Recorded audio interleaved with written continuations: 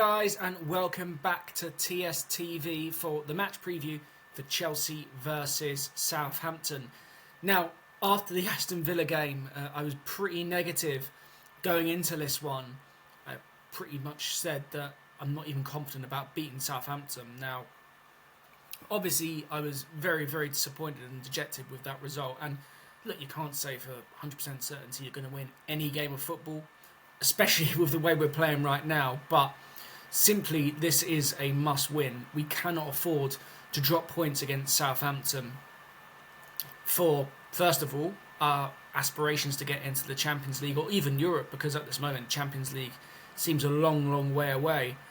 But also for the momentum of the squad, for Enzo Maresca's future and the atmosphere around the club, because when I say Southampton are a terrible team, I don't mean any disrespect to them. I think every single one of their fans would agree that this is one of the worst teams I've ever played in the Premier League. They're that bad. I mean, they lost 4-0 at home to Brighton at the weekend, just the latest in a series of absolutely massive defeats, particularly at home. I think they've lost 5-1 to us, 5-0 to Tottenham when they were 5-0 down at half-time, I believe.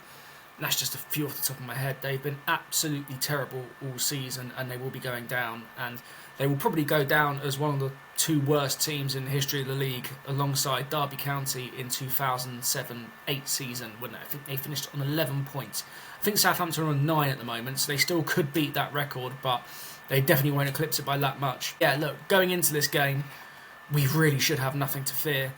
I believe Southampton actually had Joe Aribo, who is a striker and actually scored against us in the reverse fixture earlier in the season, playing centre-back. Now, if that is the case again, and we still cannot score more than one goal, and we still cannot take our chances and not capitalise, then I really would not know what to say. If we do drop points in this game, the pressure will be right on Enzo Maresca. And to be fair, rightly so, I've given Maresca a bit of a free pass in a lot of senses this season.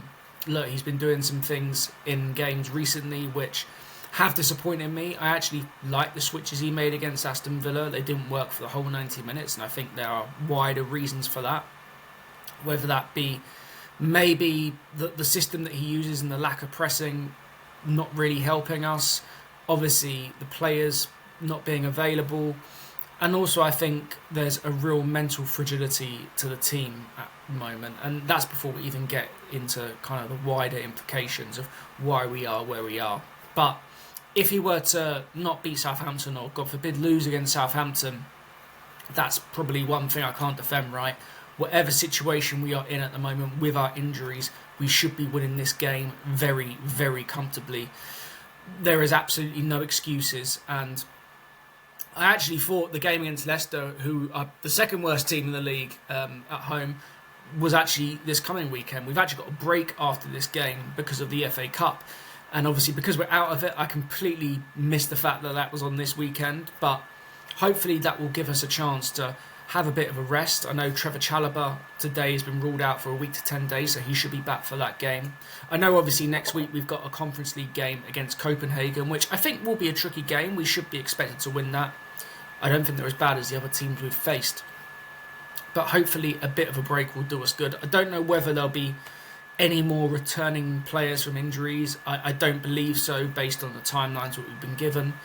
But hopefully a really positive result tomorrow will give us a bit of an uplift, more time on the training pitch to go into those Copenhagen and Leicester games and help build a little bit of momentum going into the business end of the season. Now, this is not being me being optimistic and me changing my tune. I'm still not very optimistic for the plot moving forward, but this is a game that simply we should win, we must win, and I think we will win, right? I'll be very, very surprised if we cannot come away from all 3 points from this game. Even in recent home games against West Ham and Wolves, where we've been struggling, we've won those games, and those are two much better teams than Southampton. So I think we should be okay here as long as we go in with the right attitude. And I think if we play with the same sort of dynamism that we played against Aston Villa for the first kind of half an hour, I think we'll be all right. So look, let me get into my predicted lineup. It's an interesting one because I do think there might be a couple of changes, purely for the fact that, again, we had a game a couple of days before. And also, earlier in the season, Maresca did make a lot of changes for the games against Southampton and Ipswich. Now, it didn't work at all against Ipswich. Against Southampton, it was okay. We went and won 5-1. So it all worked out. Obviously, at the moment, we don't have that many options, so you can't make too many changes, but I still think there'll be 1 or 2 personnel changes for this one. So in goal will be Philip Jorgensen. Enzo Maresca's already said that he will be starting tomorrow, and I think that is the right decision. You know, he's made a mistake on Saturday, but Robert Sanchez has made loads of mistakes, and while I don't particularly rate Philip Jorgensen, and I do not think he should be the goalkeeper going into next season, you can't just drop him after one mistake. You have to stick with him for now, otherwise you just completely destroy his confidence. So Philip Jorgensen in goal. Now, right back's a really interesting one because I don't think Reece James will play in this game, or at least not start, because Maresca has never played him in more than one game in a week. He obviously played full 90 minutes on Saturday, and I think he will look at it and think this is a game to maybe have him on the bench in case we need him, or to not risk him. By the same token though, Malo Gusto's been in such poor form recently that it almost makes it hard to pick him because, you know, he's going forward, he's been poor, he's not been, you know, finding people with infield passes, which is kind of the main part of his role. His crossing's been really bad. Defensively, switching off. So I wouldn't be surprised to see Josh Achimpong starting this game. He obviously had a couple of games a few months ago. We've not seen him since, but this could be a good one to bring him into. So I'm going to go rogue, and I'm going to say that Josh Achimpong will start at right back. Centre back, very, very simple. It will be Tosin and Levi Colwill. Pure for the fact that Trevor Chalobah is not available for this game. We still have no Wesley Fofana. We still have no Benoit Badiashile, as far as I know, although he is training again. So that is very, very straightforward. Again, left back, pretty straightforward. It will be Marc Cucurella. Only reason he won't play is if he decides to play Malo Gusto at left back and give Cucurella a rest. I don't think this is the time to do that. I think he's our best player in that position. He's generally a pretty fit guy, so I don't think there's any need to take him out the firing line. So Marc Cucurella at left back. Midfield's a slightly interesting one. It will be Moises Caicedo again, pure the fact there's no one to come in and replace him. I think Enzo Fernandez may get given a bit of a rest in this game. He actually limped off a little bit against Aston Villa. Now, let's not forget, he actually had some injury issues a few weeks back and was kind of rushed back in because we had no other options.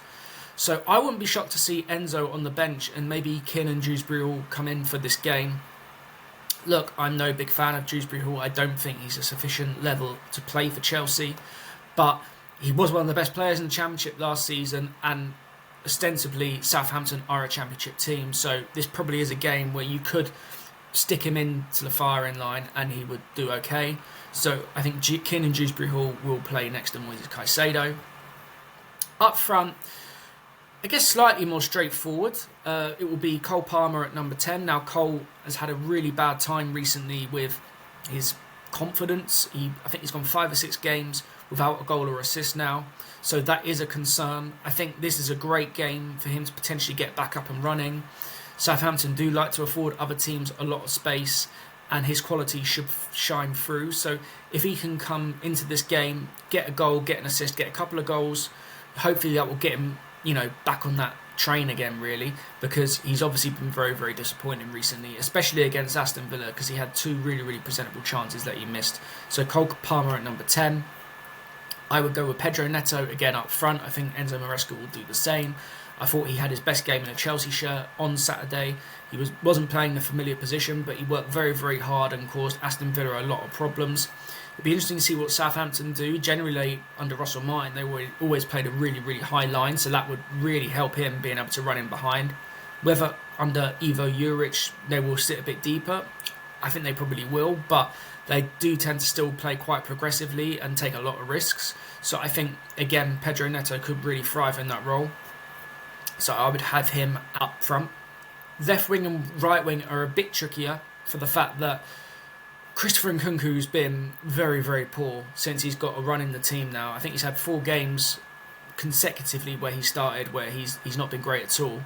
But again, this is another game where he can come in and maybe get his confidence up, maybe get a goal, maybe get a couple of goals, maybe get an assist, similar with Cole, obviously in a bit more of an extreme manner because Cole's someone we've relied on for a long time. Christopher Nkunku's someone that has been pretty unreliable.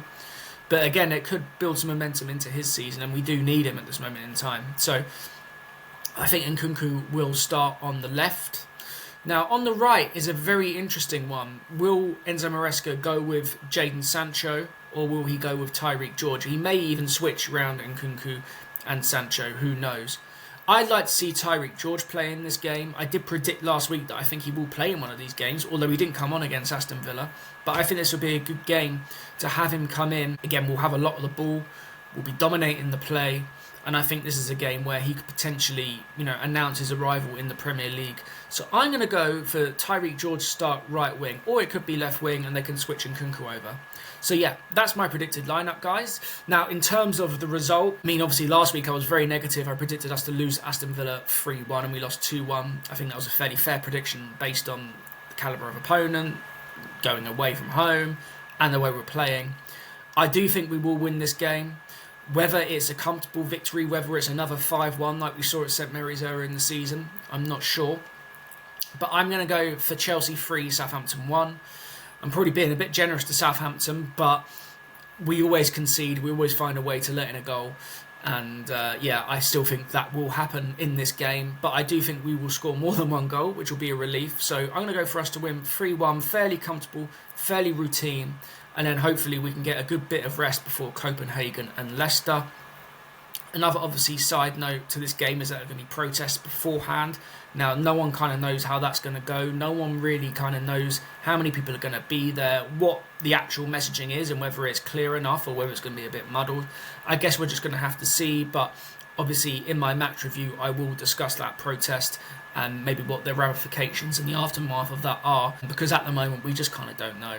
So yeah, that's my predicted lineup, guys. I predict Chelsea to win 3-1 against Southampton. Hopefully that is the case and we can get good 3 points and then roll on to the rest of the season. See you soon.